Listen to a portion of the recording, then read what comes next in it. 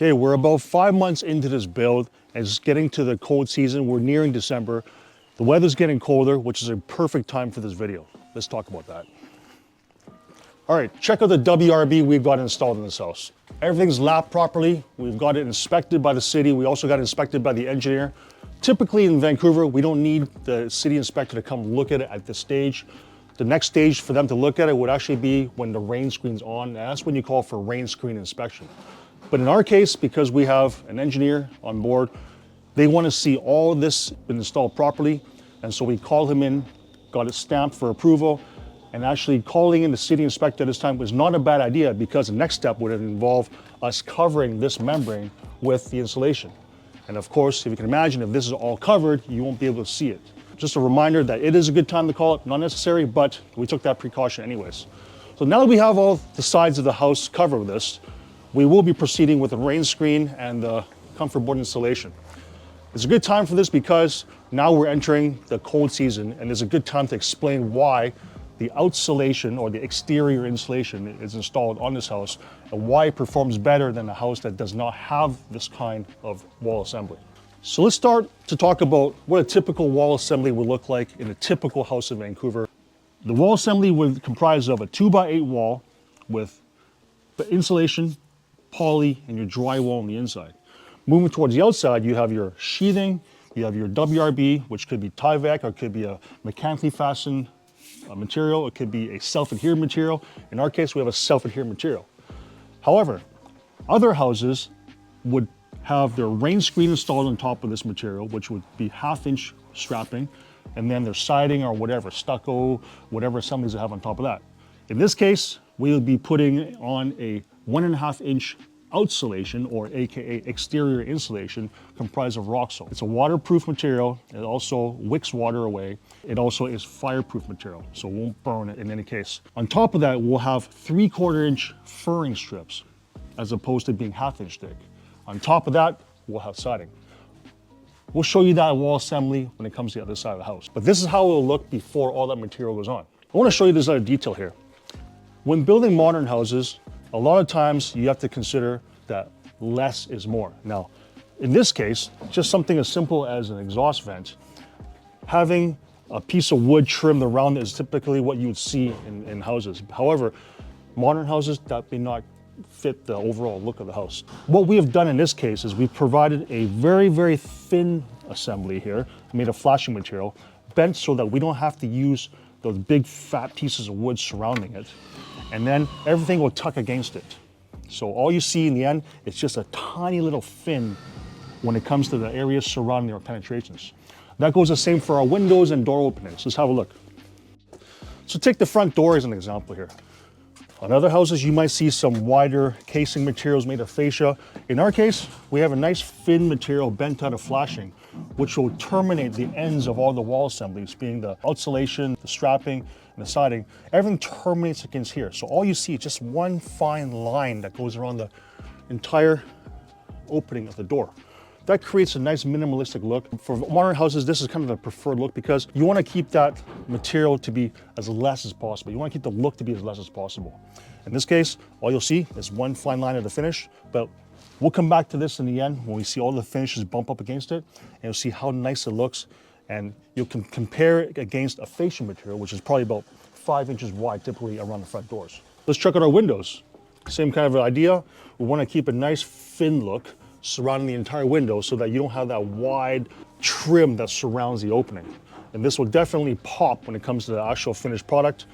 Again, all you'll see is one fine line, very unnoticeable, keeping a very minimalistic look. Now, getting a bit more detailed into the window flashings, what I try to concentrate on is not letting the bottom drip flashing extend beyond the sides, because for a couple reasons. One, for looks, because now the side encases it and you don't have that extra kick out in case you actually walk by. It might catch your jacket or catch your arm. That's not something you want to happen.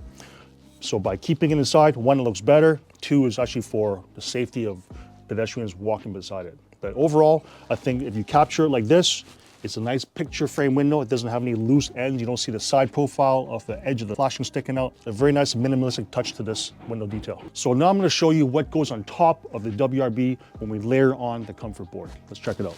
So check out this layer of material that's being applied to the wall. This is the Rockwool Comfort Board 80. What it is, it's an insulation material, it's high density, it's applied to the outside of the wall. These fasteners are applied actually onto studs. So this extends on through this insulation, through the plywood, and it's fastened to a stud. There's a couple of reasons why we do that, because the next piece of material that goes on top of this will have to be attached to the stud, and this is kind of an indicator of what line we should be following in order to hit that stud. There's benefits of using this insulation on the outside of the house for many reasons. This blue material would act kind of like the under armor for your house, giving you the air barrier and protects you from any air movement going in and out. This acts as the thermal protection layer, which adds to the insulation which is already in the wall. Now remember, we talked about earlier, a typical house would be a 2x8 wall construction. In this case, we're using a 2x6 wall construction with 2x6 insulation within the stud cavities, and now we have that additional insulation to make up for it. Not only does this make up for the insulation, but it also gives you a different type of protection from the cold, because this acts as a sweater for your entire house. Rather than keeping the insulation all inside, we have an additional layer on the outside. On top of this will be the rain screen that holds it down and allows water to travel down in the event that water does get into the wall assembly. And then on top of that will be your cladding material, which acts as the shell jacket for the entire house. So let's walk over here where we can take a closer look at some rain screen that's already been installed. So you have a look up there. You see the rain screen has started to get installed. Now we're using 1x4 treated wood, and then you see how they follow the fasteners which are holding the insulation to the side of the wall.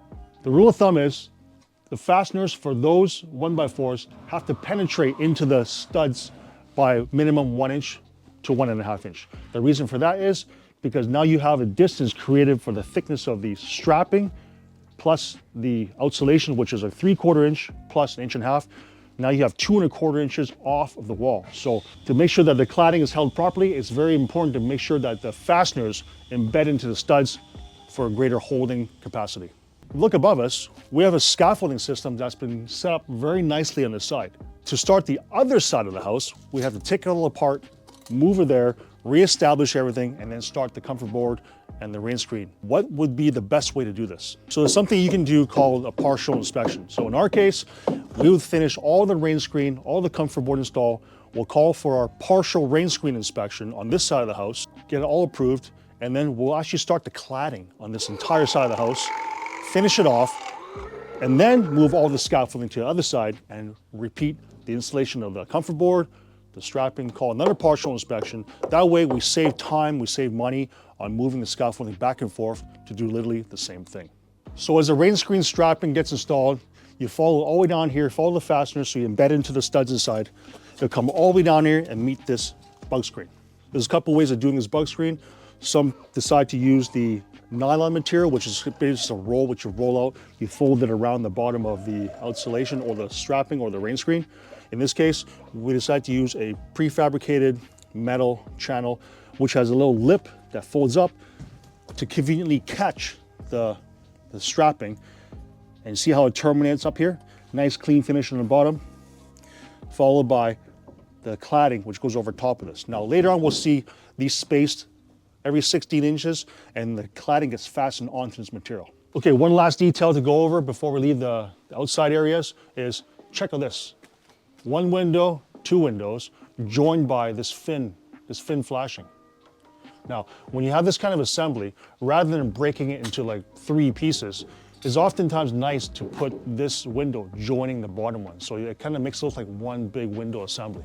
Otherwise, you're gonna have a separate material here and then a separate piece of flashing there, and it just doesn't look as nice as if you had it all nice and continuous, creating one big giant assembly. Little subtle details that make the house look a lot better. So now with all the exterior areas inspected, we've given the green light to continue. All we do is wait for the rest of the rain screen and the cladding to be installed. We start focusing on the inside where we have our trade inspections, followed by a framing inspection, and then we've met a big milestone where we start insulating the house and start buttoning up from the inside out.